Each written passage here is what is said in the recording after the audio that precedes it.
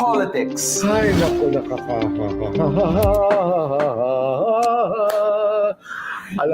alam mo, pag every time natin tawag ang segment natin, di ba dapat mag-pause muna kasi pinapakita ang ating mga logos.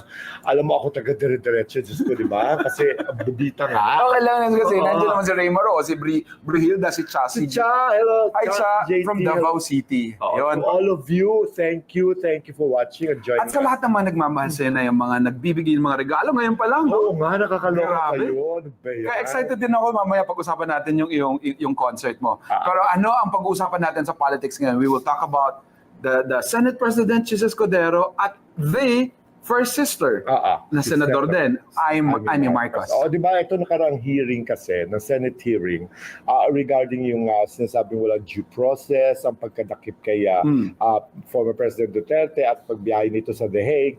Alam mo, the first hearing was kumpleto ang ating mga cabinet members, including General Torre. He's not a cabinet member kasi. Yung Chief of Police, yung PNP Chief of Police, siya po ang cabinet member, pero si Torre hindi. Tapos, dumating sila, no? At saka sinagutan nila yung mga napakaraming katanungan. Tapos, napatawag ulit si Senator Amy Marcos sa second hearing.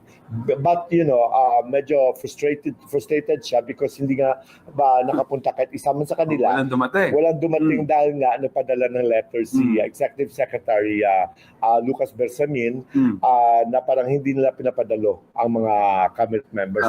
Kumbaga, they invoke their executive privilege. No? At sabi na, nasagot na naman yung mga tanong, ano pa bang kailangan doon. So the third time was may approval na ito ng Senate President, pinayagan na silang dumalo ulit para matapos na. Diba? Para wala ng gulo kasi ano ba yan? Sige na. Ay, okay lang yan.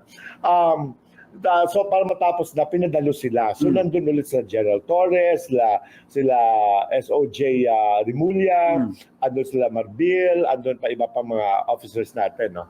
Ngayon, actually, ang natatawa ako dito, hindi na umikot yung argument nila kung ito ay kung illegal ba o legal yung pag-aresto kay Duterte at pinadala sa The Hague.